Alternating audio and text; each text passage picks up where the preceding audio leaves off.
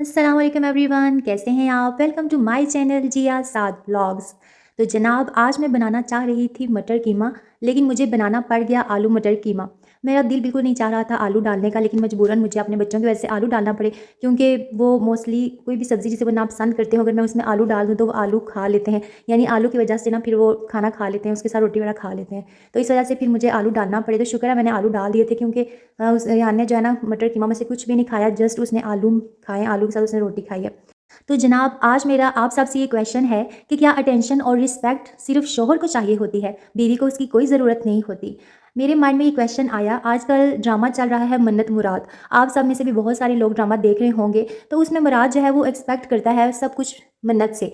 तो वो चाहता है कि मन्नत एज अ वाइफ उसकी रिस्पेक्ट करे, उसकी सिस्टर्स की रिस्पेक्ट करे, उसकी माँ की रिस्पेक्ट करे और सबके सामने उससे प्यार से बात करे, तमीज़ से पेश आए। लेकिन वो ये नहीं देखता कि जो मैं एक्सपेक्ट कर रहा हूँ अपनी वाइफ से, तो वो भी तो मुझसे यही एक्सपेक्ट कर रही होगी। क्या मेरी सिस्टर्स, मेरी मदर का बिहेवियर उससे अच्छा है? क्या वो उसको प्यार दे पाती हैं, वो उससे इज्जत से बात करती हैं? तो नहीं, वो इस चीज़ को नहीं देखता।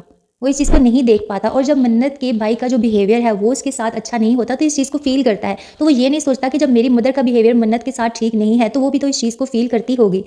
मर्द चाहे आपसे अकेले कमरे में जितना मर्ज़ी प्यार से बात कर ले, आपको इज़्ज़त दे दे, लेकिन मेरे ख़्याल में उस इज़्ज़त का फ़ायदा नहीं कि जब वो अपनी फ़ैमिली के सामने आपको डिग्रेड करे, फ़ैमिली के सामने आपको वो मुकाम, वो रिस्पेक्ट ना दे। जब एक हस्बैंड अपनी फ़ैमिली के सामने अपनी वाइफ़ को रिस्पेक्ट देता है, उसे प्रोटेक्ट करता है, तो इन-लॉज़ जो हैं वो भी उसको रिस्पेक्ट देते हैं।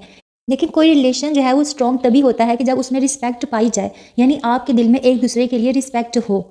और मोहब्बत की जो पहली शर्त है वो होती ही रिस्पेक्ट है। अगर हम कह दें कि हम फ़लाँ इंसान से बहुत मोहब्बत करते हैं, लेकिन जब हम उसे दिल से रिस्पेक्ट ही नहीं देते, तो वो मोहब्बत नहीं, वो बल्कि सिर्फ़ हमारा ज़बानी दावा होता है। क्योंकि मैं नहीं मानती ऐसी किसी मोहब्बत को कि जिसमें आप दिल से उस इंसान की इज़्ज़त ना करें। मेरे ख़्याल में तो सबसे पहले आपके दिल में उसके लिए इज़्ज़त पैदा होगी, उसके बाद ही आपको उससे मोहब्बत होती है। यहाँ पे मैं सच्ची मोहब्बत की बात कर रही हूँ कि जिस इंसान को भी दूसरे से सच्ची मोहब्बत होती है, तो पहले तो वो रिस्पेक्ट ही जो है उसे देगा, उसके बाद ही मोहब्बत पैदा होती है।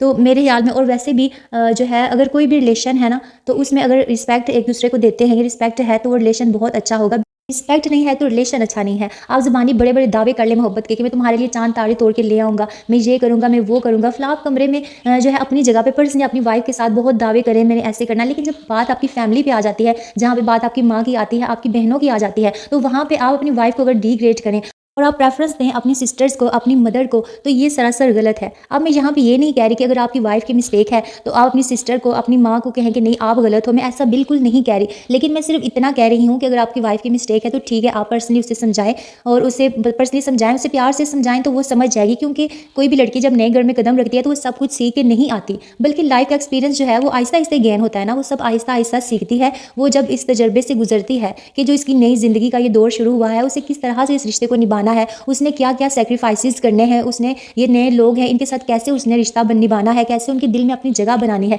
तो ये सारी चीज़ें जो हैं वो आहिस्ता-आहिस्ता ही सीखेगी। लेकिन मैं यहाँ पे सिर्फ़ ये बात कर रही हूँ कि जब आपके घर में कोई मैटर हो, कोई मसला हो, कोई प्रॉब्लम चल रही हो या कोई भी इश्यू हो, तो उसमें आप ये देखें कि अगर आपकी वाइफ़ की उसमें कोई मिस्टेक नहीं है, तो आप अपनी वाइफ़ को वहाँ पे डिफेंड करें, ताकि उससे भी पता चले कि उसकी उस घर में क्या इज़्ज़त है, उसकी आपके दिल में क्या इज़्ज़त है। और जब आप उसको इतनी प्रोटेक्शन देंगे, तो आपके लिए उसके दिल में मोहब्बत जो है वो बढ़ेगी और इज़्ज़त भी बढ़ेगी, और आपका जो रिश्ता है वो इससे और ज़्यादा मज़बूत होगा। लेकिन बहुत सारे हमारी सोसाइटी में ऐसे केसेस हैं कि जब भी बात जो है वो इन-लॉज़ में कोई मसला होता है, तो औरत को हमेशा डिग्रेड कर दिया जाता है, और अक्सर ऐसे हस्बैंड्स होते हैं कि जो वाइफ़ को सबके सामने डाँट देते हैं, बेशक उसकी मिस्टेक ना हो, ठीक है? वो उसको सबके सामने डाँट देंगे और सबके सामने जो है वो एक अच्छा बेटा और एक अच्छा भाई अपने आप को प्रूव करेंगे।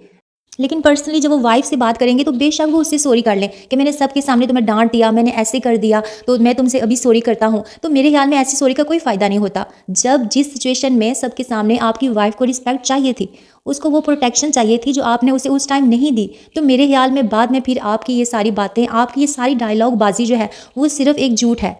क्योंकि जो इज़्ज़त और मोहब्बत होती है वो सामने नज़र आ जाती है। तो मैं ये कहना चाहती हूँ कि जिस तरह मर्द एक्सपेक्ट करता है अपनी वाइफ़ से कि वो मुझे पूरी अटेंशन दे, वो मुझे पूरी रिस्पेक्ट दे, मुझे मोहब्बत दे, इसी तरह बीवी भी एक्सपेक्ट करती है अपने हस्बैंड से कि वो भी मुझे ये सारी चीज़ें दे, उसे भी वो प्यार मोहब्बत चाहिए होता है।